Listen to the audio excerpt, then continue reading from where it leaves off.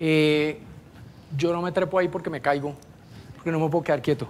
Esta es una invitación un poco rara porque yo me siento como un físico de partículas que trabaja todo el tiempo a nivel de partículas y le están invitando a que haga unos comentarios sobre un estudio que tiene que ver con la física a nivel astronómico.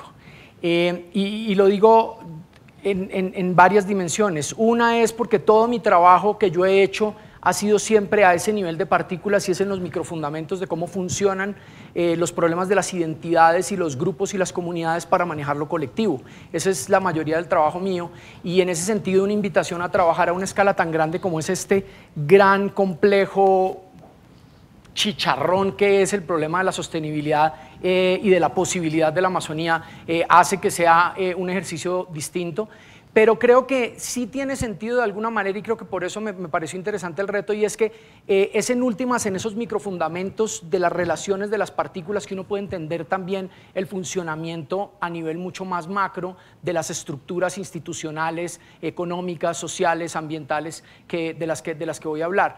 Ahora, el segundo problema es que me están invitando a hablar en una galaxia a la que yo normalmente no he accedido en mi trabajo de campo. La mayoría del trabajo de campo ha sido mío en otras zonas del país, pero creo que las lecciones de otras zonas del país para estas, y eso es parte del mensaje que voy a traer, pueden llegar a ser útiles. Entonces, diciendo eso, les voy a decir básicamente de qué se trata lo que voy a hacer en estos 15 minutos. Lo primero es que quede, digamos que quede claro que lo que voy a hacer es concentrarme en unas reacciones acerca de lo que muy bien denominado en el documento se llama la arquitectura institucional del problema de la Amazonía posible y sostenible y voy a reaccionar en particular a ese tema de los esquemas institucionales. Eso lo voy a aclarar desde la perspectiva desde donde vengo, en términos de cuáles territorios son de los cuales yo vengo a reaccionar al respecto. Y voy a hablar de un tema que creo que es central y fundamental y ya ha sido mencionado en todo este rato, o por lo menos desde el mediodía cuando pude venir acá. Desafortunadamente no pude venir por la mañana porque tenía que dictar un par de clases. Y es el tema de la diversidad y la equidad, o la equidad en la diversidad. Y creo que es uno de los retos más grandes de la Amazonía, como lo es de muchos más territorios del resto del país. Y ya van a entender por qué este punto creo que es fundamental para el tema de la arquitectura institucional y en particular el reto que hay desde los 4 escenarios que han planteado en este documento el equipo de la CEPAL, que creo que es tal vez el ejercicio más valioso, porque ese ejercicio de construcción de los 4 escenarios nos va a permitir crear un diálogo probablemente mucho más concreto sobre el cual pensar el problema del contrato social. En últimas, esto va a ser un problema del contrato social y un problema del contrato social alrededor de la igualdad en la diversidad. Creo que es ahí donde está el reto más grande institucional de este ejercicio. Esto lo voy a hacer desde unas lecturas muy rápidas de lo que podríamos llamar el neoinstitucionalismo y el problema de los sistemas complejos sociales y el problema particular de los sistemas policéntricos, porque creo que hay un reto muy interesante para el país. Lo voy a decir al final, pero lo digo desde ahora. Yo creo que el país tiene que relanzar el SINA.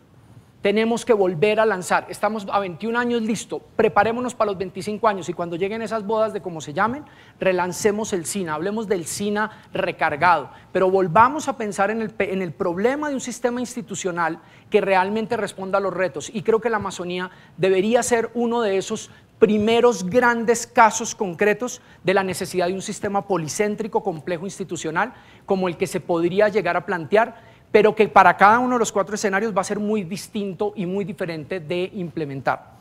Y lo que voy a hacer al final es hablar escenario por escenario de unos puntos fundamentales de la institucionalidad, donde creo que recojo algunas cosas de los documentos que se prepararon para este ejercicio, del documento central, y sobre esos dar algunas reacciones sobre por dónde podemos caminar, qué hemos caminado como país y para dónde puede aparecer esto. Quiero de nuevo hacer la aclaración de que vengo desde otros territorios epistemológicos, desde otros territorios geográficos y también de otros territorios de escala de análisis, pero en ese sentido, insisto, es posible que desde esos territorios del análisis de las partículas podamos entender a nivel astronómico algunas cosas de lo que está pasando acá. Voy a hacer un viaje rápido por las inequidades en la diversidad del país para que entiendan por qué estoy tratando de defender el argumento de que es en la diversidad en la que la inclusión en la diversidad en la que se pueden caer o despertar los escenarios deseables del contrato social del país para el caso de la Amazonía, como lo es para otros casos, como puede ser el de toda la región del Pacífico, del Chocó biogeográfico y demás. Esto es resultado rápido de unos 2 o 3 datos fundamentales que quiero presentar de un ejercicio que hemos venido trabajando con Hugo Ñopo y Jorge Luis Castañeda en la misión de movilidad social que viene coordinando Planeación Nacional. Y porque van a haber algunos datos que van a ver los contrastes por los grupos de identidad y porque esto es pertinente para el tema del contrato social para la Amazonía. Todos creo que lo tienen claro, pero a veces los datos, de tanto oírlos, uno se le va durmiendo y le va saliendo callo y empieza a dormir lo perplejos que deberíamos estar como país de las inequidades por grupos de identidad que hay en este país. Empecemos por una básica, una que es limitada, y es la infraestructura básica de servicios públicos. Si ustedes miran el acceso para... Perdón, aquí metí las patas. Espiché el que no era. Si ustedes miran, gracias, la cobertura de servicios públicos para el caso de los grupos indígenas, y de aquí en adelante el color naranja siempre va a ser referido para el caso de grupos indígenas, y van a ver los particulares del caso de Amazonía, que son todavía más graves las desigualdades. Y comparamos con el caso de grupos afrodescendientes, que van a ser las líneas verdes, y el resto del país, o quienes no declaran autodenominación de pertenencia a un grupo étnico, siempre vamos a encontrar estas inequidades. Ahora, hay gente que dice, las formas de vida de los pueblos indígenas son distintas, y en ese sentido, tener o no un sanitario de cerámica es una cosa distinta para un grupo o el otro. Estoy totalmente de acuerdo, estoy comenzando por acá. Pero miremos otros. Todas las dimensiones de pobreza multidimensional que se están trabajando, todos estos datos son mediciones a partir del censo y a partir de la pertenencia a grupos étnicos autodeclarada por las personas. Cuando uno mira todos estos datos, si tiene uno un trabajo, si hay rezago escolar, alfabetismo, hacinamiento, material inadecuado de la casa, eliminación de excretas, trabajo infantil, barreras a servicios, a servicios básicos de primera necesidad, un montón de indicadores de las múltiples dimensiones de la pobreza, por donde lo mire, las inequidades en la mayoría de ellos es peor la condición de los grupos indígenas, menos peor el caso de los afrodescendientes y menos peor el caso del resto de los grupos. Estas se van a manifestar en un montón de cosas, pero también a lo largo del ciclo de vida. Esta para mí es una de las más impresionantes y que nos debería mantener perplejos. El porcentaje de personas que en la última semana tuvo un día de ayuno en el consumo alimentario debería ser general a todo, y la miramos por el ciclo de vida. Esto es declaración en el censo, son datos de censo, y las desigualdades desde el muy comienzo temprano de su ciclo de vida hasta el final del ciclo de vida siempre van a mantener estas mismas desigualdades. ¿Ok? Entonces, en ese sentido, es el caso, aquí están reversados los colores, qué pena con ustedes, indígenas es el caso de azul, afrocolombianos es en el caso rojo, y el resto de la gente es en el caso verde. Esto lo podemos ver en un montón más de indicadores de bienestar que tenemos allí. El caso de indígenas, siempre van a encontrar las pepas naranjas siempre a la izquierda en términos de desigualdad con respecto al grupo afrodescendiente, que van a ser los verdes, y el resto del grupo que podríamos llamar los blancos, el resto de gente que van a ser los círculos morados. Eso lo vamos a ver para indicadores que estábamos viendo de educación, salud, empleo, victimización, bienestar del hogar, por donde lo miren. Una de las explicaciones posibles es que es un problema de ubicación geográfica, llegar a las zonas más apartadas donde están, por ejemplo, los grupos indígenas, y aquí aplica perfectamente todo el tema de la cuenca amazónica. Es que la concentración de población indígena está más alejada de esa infraestructura. Eso es cierto, esa es una posible explicación. Vamos a tratar de mirar qué tanto es geografía y qué tanto no es geografía. Y hicimos el siguiente ejercicio, y con esto termino la presentación de estos datos. Hicimos el siguiente ejercicio, cogimos los 6 departamentos, varios de los cuales están en la Amazonía, los 6 departamentos que tienen mayor población indígena como porcentaje del censo, los 6 departamentos que tienen mayor población afrodescendiente como porcentaje del total del censo, y los 6 departamentos que tienen mayor población no indígena, no afrodescendiente, o sea, más blanca, basado en los datos del censo. Estos son los porcentajes globales nacionales. Esto es el mismo dato por días de ayuno. Este es el promedio nacional, la barra morada, y aquí tienen ustedes el porcentaje para indígenas, afrodescendientes y otros. Pero cuando miramos dentro de los departamentos, y no sé si se aprecia para las personas de atrás, y ojalá se aprecien los colores, miramos los departamentos, cojamos los departamentos que nos interesan. En el caso, por ejemplo, de Amazonas, la barra muestra el promedio, pero miramos por pertenencia étnica dentro de Amazonas, están peor dentro de Amazonas los afrodescendientes y los indígenas que los blancos. Si lo miramos dentro de Cauca, la misma historia, dentro de Baupés la misma historia, dentro de Bichada la misma historia. Entonces hay algo más que geografía. Y lo miramos en los departamentos que son principalmente afrodescendientes, y la misma historia, las pepas naranjas tienden a estar mucho más arriba en términos de privación de satisfacción de necesidades básicas desde varios indicadores, y las pepas azules, que son los blancos, están más abajo. Y miramos los departamentos principalmente blancos y mantienen estas desigualdades, estas inequidades. Entonces probablemente aquí hay una historia que no pareciera ser solo geografía, sino es un problema de exclusión social por grupos. Y yo creo que eso está también en las raíces de lo que puede estar pasando en el caso de los fenómenos que pueden estar sucediendo en el caso de la Amazonía, como definitivamente están sucediendo en muchas otras regiones del país. Pero hay unas señales acá que nos ponen en preocupación, y es el problema del contrato social de inclusión en la diversidad. Y todo el día hemos oído hablar de diversidad en el caso de la Amazonía de miles de formas. Ahora, voy a contrastar esto con dos cosas positivas. Si miramos el experimento más importante que ha tenido una muy buena parte de la historia de la humanidad contemporánea, y es haber declarado más o menos 5 millones de hectáreas para títulos colectivos negros, más o menos 30 hectáreas para resguardos indígenas, y agréguele a eso fácil 12 millones de hectáreas adicionales para el caso de parques nacionales. Tenemos uno de los experimentos más interesantes de inclusión social para asignar derechos de acceso de forma colectiva a territorios que haya hecho un país en la historia reciente conocida.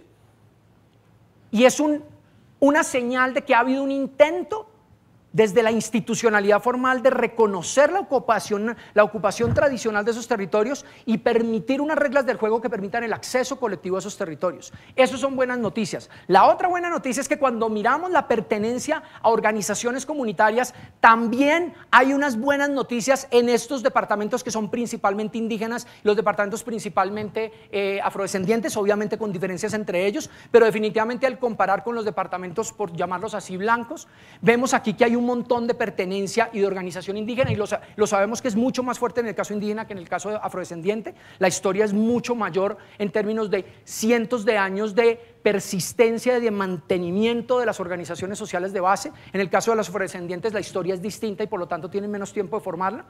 Entonces, en ese sentido, hay capital natural y diversidad con que trabajar, hay capital social con que trabajar, y sin embargo las inequidades persisten. Esas inequidades persisten y hay que atacarlas. Y la pregunta es la institucionalidad con la que estamos trabajando, ¿cómo las puede atacar? Para pensar en ese problema del contrato social. Y eso yo creo que me lleva a introducir el concepto de los sistemas policéntricos. Y otra vez, en ese sentido, recuperar el trabajo tan importante que Elinor Ostrom y Vincent Ostrom, su esposo, han venido haciendo en la construcción de los aparatos institucionales del policentrismo. Y lo menciono porque acaba de ser declarada una de las 100 personas más influyentes en la revista Time en el último número. Y creo que hay unas lecciones interesantes para mirar. ¿Cómo vamos a mirar esa complejidad y esos principios de sistemas policéntricos? Lo primero de esos principios de los sistemas policéntricos es que tiene que haber redundancias. Muchas veces tenemos esta obsesión porque el gasto fiscal, cuando vemos que hay traslape de institucionalidades, creemos que eso es un desperdicio fiscal. Y en los sistemas complejos y policéntricos sabemos que los sistemas regulatorios de esos sistemas deben tener redundancias porque eso los hace robustos. Eso lo sabemos desde los sistemas naturales, los que son biólogos y ecólogos lo saben. Las redundancias son importantes para mantener las robusteces de los sistemas, y eso es válido también para los sistemas institucionales. Los aviones en los que a veces nos tenemos que montar para hacer un viaje tienen sistemas redundantes de seguridad, y todos celebramos que tengan sistemas redundantes de seguridad. Si solamente dependiera de un solo sistema para una alarma, tendríamos unos riesgos muy grandes de que se desbarate el sistema. En ese sentido, creo que hay una primera lección importante sobre el tema de redundancia en los sistemas institucionales, y voy a llegar al tema de los 4 escenarios para que vean cómo esto conecta con ese tema. El otro es el tema de la distribución del poder. Los sistemas policéntricos de gobierno que son efectivos tienen repartido el poder en distintos niveles jerárquicos. Entonces hay desde el nivel internacional, nacional, regional, local, hay repartición de poder, pero ese poder es limitado en cada nivel. Y en ese sentido creo que tenemos que reflexionar mucho, en particular sobre el tema de las corporaciones autónomas regionales.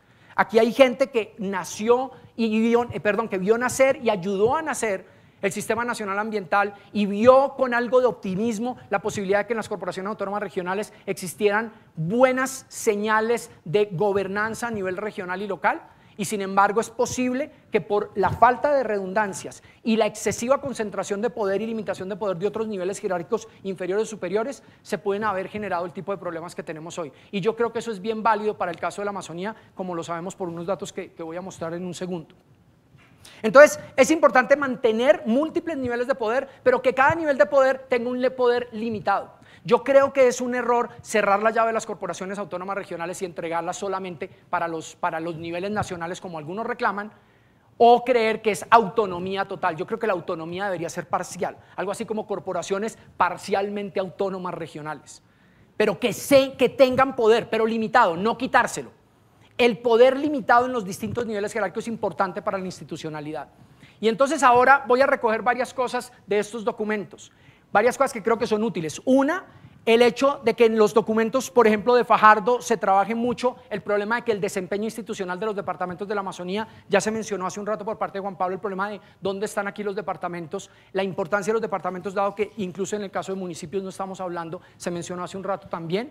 Y en ese sentido, entender el sistema institucional de la Amazonía va a tener algunos retos importantes. Cuando miramos, estos son datos de los estudios que ha hecho Guillermo Rudas, sobre la inequidad en la distribución de recursos contra la inequidad en las responsabilidades de corporaciones autónomas regionales, empieza uno a entender esas desigualdades tan grandes cuando uno compara responsabilidades contra recursos. Y desafortunadamente para el caso de Amazonía es donde vemos los que están en la cola, en la peor parte de la distribución, las jurisdicciones de corporaciones autónomas regionales de la Amazonía. Entonces, con eso voy a terminar con una serie de reacciones hacia el caso de el SINA y los 4 escenarios. Creo que hemos tenido una excesiva atención a pensar que el SINA es solamente esta parte de la izquierda, a creer que el SINA es solamente el Ministerio y las corporaciones autónomas regionales. Y a veces alguien dice, no, y los municipios también. No, y alguien dice, no, y la Procuraduría y la Contraloría también. Pero la parte derecha del SINA la ponemos menos como parte del SINA. Es más, mucha de la gente que trabaja en esta dimensión, desde la internacional hasta la local, en ellos mismos caen en esa tentación de llamar SINA solamente esto. Y originalmente la idea del SINA eran todos, mírenlo en la ley 99, mírenlo en los decretos, miren los organigramas que se han derivado de toda esta reglamentación. Ese SINA que tuviera el espíritu original de construcción de institucionalidad con múltiples niveles, con poderes limitados pero repartidos, con redundancias, y además de participación del sector privado, el sector estatal y el sector comunitario, podría ser la posibilidad para responder a los 4 escenarios. Y estas son algunas ideas sobre los 4 escenarios. Estoy asumiendo que de la presentación que hizo Juan Carlos, en la que yo no pude estar, como repetí hace un rato, pero que creo que es esencial para esto, de esos 4 escenarios nos permite la construcción de diálogo del contrato social. Y ese diálogo alrededor de los 4 escenarios tiene implicaciones para las institucionalidades. Y tal vez la implicación más grande es que cada escenario tiene unos costos y beneficios de institucionalidades bien distintos. Y en ese sentido, tal vez la siguiente tarea, que no tendría por qué haber sido necesariamente la del documento, sino el siguiente paso, es que sentándose en cada escenario, nos sentemos en el papel en blanco, con marcadores y en grupos, y pensemos cuál es la institucionalidad ideal que va a haber en cada escenario, para ver los futuros que se pueden lograr de cada uno de esos escenarios, con qué institucionalidad lo queremos trabajar o con qué institucionalidad lo quisiéramos contrarrestar para que no fuera uno de los escenarios deseables. Creo que todos tienen claro que dentro de los 4 escenarios, dependiendo de la audiencia, va a haber escenarios más deseables que otros. Y en eso sería bien interesante ver cómo ven los 4 escenarios distintas audiencias, en distintos contextos o en distintos intereses. En el caso del primer escenario del árbol por árbol, la selva se acaba, hay un tema fundamental y es que la institucionalidad es la más barata de todas. Es un poco el deje así, y con el deje así eso sale barato, baratísimo. Es una institucionalidad que no se necesita transformar, es una institucionalidad muy sencilla, bastante inefectiva para los objetivos del tema de la sostenibilidad. Y fuera de eso, esa débil institucionalidad va a permitir que surjan otras institucionalidades por fuera del Estado. De hecho, ya existen. Y existen en la Amazonía y existen en muchos otros territorios que tienen ese problema, de esa institucionalidad débil que se describe en el escenario de árbol por árbol, la selva se acaba. Ese tiene un problema, y es que esa otra institucionalidad no legal que puede surgir no permitiría que pudieran surgir de abajo para arriba instituciones autogobernadas desde las comunidades, desde las ONGs, desde el mismo sector privado, apoyadas o no con el Estado, con esa debilidad, porque en este escenario estamos hablando de un Estado débil, que pudieran emerger y reemplazar esa ausencia de Estado que está allí. Porque probablemente la ilegalidad asociada a la violencia o la violencia asociada a la ilegalidad lo van a hacer muy difícil. Entonces, en ese sentido, corremos el riesgo de que si dejamos así en este sentido la institucionalidad, puede que emerja, como puede que no, algo endógeno, deseable, legal, y podemos estar simplemente desplazándolo totalmente, y en ese sentido el tema de la institucionalidad es preocupante, es barato, inefectivo y puede ser reemplazado por uno que definitivamente no deseamos. En el siguiente escenario, sí, voy a terminar los dos escenarios que son tres slides y ya. El siguiente escenario, que es el de pescar en río revuelto, ya lo entendemos todos, es mucha más extracción de todo, desde pesca, madera, pasando por minería y demás. En ese tenemos con una institucionalidad todavía débil. Sigue siendo barata, no hay que gastarle plata a esa institucionalidad, a ese aparato de normas y organizaciones. Y además puede que suban los ingresos por regalías, que podría ser algo promisorio. Lo sabemos porque es en el corto plazo donde se está planteando todo el escenario de intereses de distribución de costos y beneficios de este escenario. Entonces ese corto plazo de distribución de beneficios y costos para esa institucionalidad va a tener un gran problema, y es que no va a garantizar sostenibilidad en ese sentido. Y la otra cosa es que este escenario, y lo dice muy claramente el documento y los otros anexos, va a aumentar la intensidad de la dinámica demográfica. Eso ya está pasando, pero lo va a aumentar, va a acelerar esa dinámica demográfica, y eso va a implicar que se van a necesitar instituciones para responder a una coexistencia de sistemas sociales y culturales y de mercado mucho más compleja que la que hay hoy, porque va a ser una fusión de muchos más distintos sistemas de producción, sistemas de mercado, y además en ese contexto van a ser mercados muy ineficientes y muy inequitativos. En el tercer escenario, que es el de lo malo está en el abuso, digamos que hay una propuesta, y es: armemos un paquete, un combo de 3 cosas, y esas 3 cosas es agro, minería y conservación. Eso va a requerir una institucionalidad muchísimo más costosa. Es un aparato de reglas y un aparato de monitoreo y de refuerzo y verificación del cumplimiento de las reglas, con un aparato de organizaciones gubernamentales mucho más complejo, porque hay que regular al tiempo todo. En los anteriores era fácil porque no había interés en controlar o regular sectores económicos particulares, o de pronto en el segundo escenario, sobre todo el minero extractivo. Pero en este escenario ahora hay que construir mucho más institucionalidad para el tema agro, para el tema minería y para el tema de conservación, con muchísimo más capacidad de verificación, monitoreo y control que el que hay hoy en la Amazonía. Entonces, en ese sentido, esto implica una institucionalidad mucho más compleja y mucho más costosa. Esto es importante con lo siguiente: todo esto puede que se haya dicho antes, la gran diferencia de hoy, año 2012, es que hoy sí hay plata para esto. La plata está, por donde la miremos la plata está, por tasas de crecimiento, por regalías, por un montón de razones la plata está. Pero yo creo que si hay oportunidades para meterle mano a esta institucionalidad, para echarse la mano al drill y meterle plata a esta institucionalidad, es hoy. Mucho más que lo que pudo haber sido hace 20 o 30 años, cuando ya se estaba hablando del cuento de desarrollar Amazonía y de crear ese tipo de cosas. Para eso se necesita un sistema policéntrico mucho más complejo. Eso creo que es importante. En este último de los caminos del bosque se hicieron para ser recorridos, aquí viene un problema adicional, y es que ahora se le da muchísimo más valor a la conservación in situ, muchísimo más conservación al tema de la diversidad cultural, probablemente un papel mucho más grande a la institucionalidad internacional. Ahí va a haber mucho de dónde agarrarse para apoyar, pero eso va a requerir una institucionalidad ahorita más compleja, y es una institucionalidad en ciencia y tecnología que vuelve y juega. Hay plata, pero todos estamos preocupados de para dónde vamos con Colciencias, pero hay plata. Segundo, el tema de derechos humanos. Va a requerir, si este escenario se quiere, una institucionalidad adicional en recursos humanos que es importantísima y costosísima para llegar y mantener el tema de diversidad cultural por todo el tema de las poblaciones. Entonces, en eso se necesita un aparato institucional mucho más complejo, y creo que es en este escenario donde se vuelve más válido la importancia de un SINA recargado, como lo estoy llamando, en donde haya redundancia, multiplicidad de actores y multiplicidad de niveles respondiendo a eso. Simplemente tengo una serie de retos y sugerencias que van a ser parte del documento que yo estoy entregando para la CEPAL, pero tal vez solamente quiero hacer mención a que en el documento en particular Guillermo Rudas y Darío Fajardo hacen mención a cosas de las que deberíamos aprender, y cosas que incorporan. Ya se mencionó el caso del principio de precaución, entonces no lo voy a repetir. Concuerdo plenamente con el problema de la relación entre principio de precaución y tasa de descuento. El problema de aprender de otros territorios del país donde hay lecciones fallidas y exitosas de manejo de territorios colectivos, de zonas de reservas campesinas, de colonias agrícolas y demás, de que se mencionan, por ejemplo, en el documento de Darío Fajardo, más todas las lecciones que hay de resguardos indígenas y de títulos colectivos para precisamente construir institucionalidad local para el caso de los territorios, de los escenarios que se quieren construir. Una paradoja particular que no quería dejar pasar: todo esto está enmarcado, y en la Amazonía no es la excepción, en un problema particular jurídico, y es que el subsuelo es de la nación, pero del suelo para arriba depende de una legislación de territorio, de propiedad y acceso al territorio distintísima al problema de la propiedad de la nación del subsuelo. Eso es muy particular de Colombia. Sobre ese tema hay unos retos muy grandes para comunidades indígenas, para territorios colectivos, para parques nacionales y demás. Creo que para parques tal vez es donde está más clara. Creo que se han logrado acuerdos de frenar, pero en el caso de resguardos de territorios colectivos, el problema de esa paradoja legal de propiedad de la nación del subsuelo versus propiedad de distintas figuras del suelo para arriba pone unos retos muy importantes. Y sigue pendiente de ello el problema del contrato social. Mientras no haya un contrato social de inclusión en la diversidad, y para el caso del Amazonas y comunidades indígenas no se va a poder lograr esto. No tengo que decir más sobre ese tema porque Enrique Sánchez dio muy buenos elementos de por qué eso es importante.